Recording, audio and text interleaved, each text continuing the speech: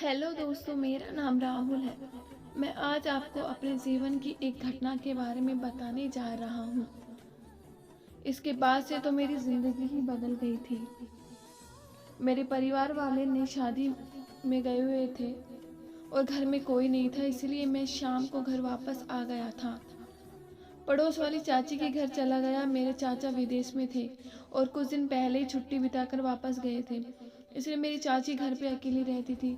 उनकी शादी को 10 साल बीत चुके थे, पर उन्हें औलाद का सुख नसीब नहीं हुआ था। चाचा आज भी चाची आज भी बड़ी खूबसूरत और होठ नजर आती है।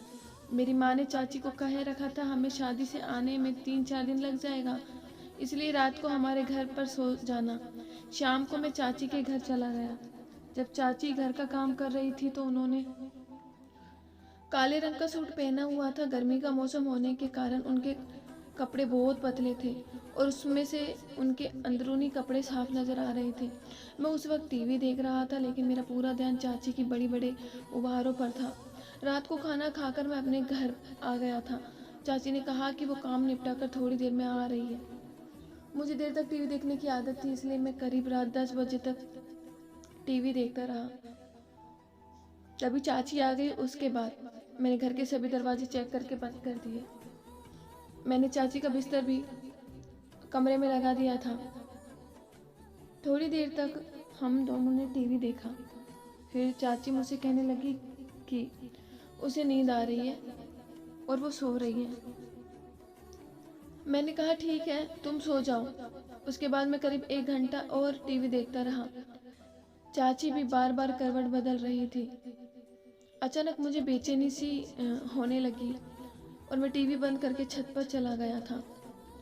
थोड़ी देर मैं छत पर टहलता रहा। मैं टहलते हुए बार बार अपनी चाची के बारे में सोच रहा था कि काश मुझे एक बार अपनी चाची के साथ रोमांस करने का मौका मिल जाए। मैं ये सब सोच ही रहा था कि अचानक मुझे पीछे से किसी के चलने की आवाज़ आई। पहले तो मैं डर गया था, फिर मैंने देखा कि मेरे पीछे मेरी चाची खड़ी है। मैंने पूछा, क्या हुआ चाची, आप छत पर क्यों आ गई हो? आपको तो नींद आ रही थी। चाची बोली, मुझे भी नींद नहीं आ रही, सोचा तुम्हारे साथ ही थोड़ी देर बातचीत कर लूं। फिर थोड़ी देर तक हम इधर उधर की बातें करते रहे। अचानक मेरी चाची ने मुझसे पूछा, क्या तुम्हारी कोई गर्लफ्रेंड है? मैंने कहा नहीं, मेरी तो कोई गर्लफ्रेंड नहीं है। तो मुझसे बोली, क्या तुम्हें अभी तक किसी से प्यार नहीं हुआ? मैंने कहा ऐसी कोई बात नहीं है, दरअसल मुझे जैसी लड़की चाहिए वो अभी तक नहीं मिली है। वो हंसने लगी और बोली, अच्छा तो बताओ तुम्हें कैसी लड़की चाहिए? मैंने भी तपाक से बोल दिया, तुम्हारी जैसी लड़की चाहिए। चाची हंसी और बोली, अच्छा तो अब तुम मजाक भी करने लगे हो? मैंने कहा ये मजाक नहीं है, ये सच है। चाची तुम सच में बहुत ज़्यादा खूबसूरत हो। मैं तो क्या, तुम्हें तो हर कोई लड़का अपनी गर्लफ्रेंड बनाना चाहेगा।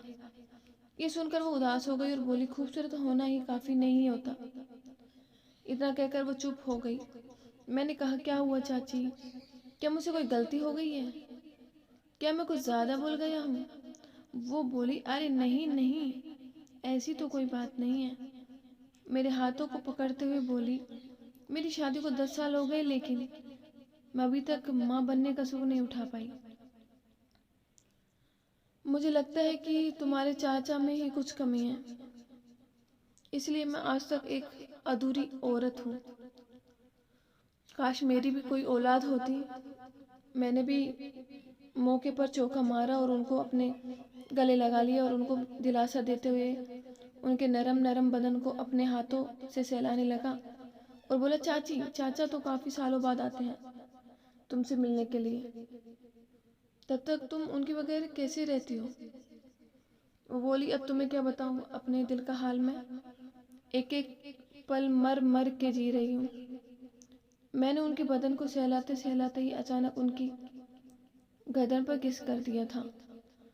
वो कुछ भी नहीं बोली और मैं ऐसे ही मेरे गले लगाकर खड़ी रही। फिर मैंने कहा, चाची रात बहुत हो चुकी है, चलो नीचे सोने चलते हैं। और हम आकर अपने अपने बिस्तर पर लेट गए। सोने से पहले जब मैं दरवाज़ा चेक करने के लिए जाने लगा तो मैंने देखा कि चाची अभी तक जाग रही है। मैंने चाची से पूछा, क्या बात है, आपको नींद क्यों नहीं आ रही है? तो चाची ने बताया कि उसके पेट में बड़ा दर्द हो रहा है। तो मैंने उनसे पूछा कि क्या है, क्या मैं उनकी कोई मदद कर सकता हूँ? तो उन्होंने कहा, प्लीज़ सरसों के तेल से मेरे पेट की थोड़ी देर मालिश कर दो। तो मैंने भी कह दिया, ठीक है। मैं सरसों का तेल लेकर आ गया। उन्होंने अपने पेट पर से कमीज ऊपर कर दिया और उनके गोरे बदन को देखकर मेरे तन बदन में आग लगने लगी थी। मैंने उनके पेट की मालिश करनी शुरू कर दी। करीब 30 मिनट तक उनकी मालिश करता रहा। उसके बाद उनके पेट का दर्द कुछ ठीक हो गया, पर अभी भी थोड़ा सा तेल बचा था। तो उन्होंने कहा कि इसे उनकी पीठ पर लगा दो। चाची की पीठ से उनका कमीज ठीक से ऊपर नहीं हो रहा था, तो चाची बोली, चलो मैं कमीज ही उतार देती हूँ। चाची कमीज उतार कर लेट गई और मैं उनकी टांगों पर बैठकर उनकी पीठ की मालिश करने लग गया। मैंने कई बार अपने हाथों से उनके स्तरों को छुआ, पर वो कुछ नहीं बोली। फिर मालिश करने के बाद अपने बिस्तर में चला गया। अभी मुझे लेटे हुए थोड़ा वक्त हुआ था कि चाची मेरी चारपाई के पास आ गई और मेरे ऊपर बैठ गई। मुझे पता ही नहीं चल रहा था कि मैं क्या करूं। मैंने चाची से पूछा, क्या हुआ चाची? तो बोली, आज तूने मेरे स्तरों को हाथ लगाकर कई सालों से मेरे अंदर की सोई हुई औरत को जगा दिया।